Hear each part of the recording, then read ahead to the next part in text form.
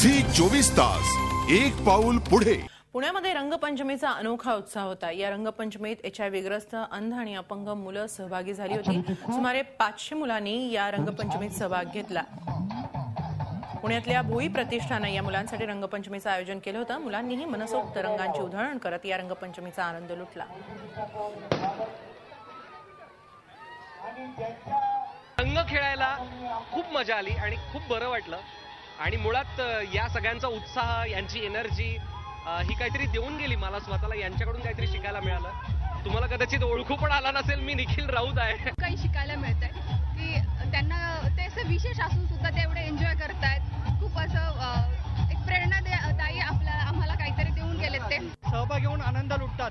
रंगपंचमी हा आनंदोत्सव आहे आणि आपली अशी संस्कृती की आपल्या आनंदामध्ये इतरांना सामावून घ्यावं।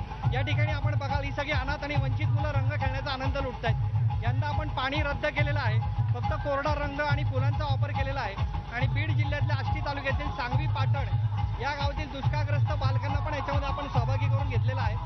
झी 24 तास एक पाऊल पुढे।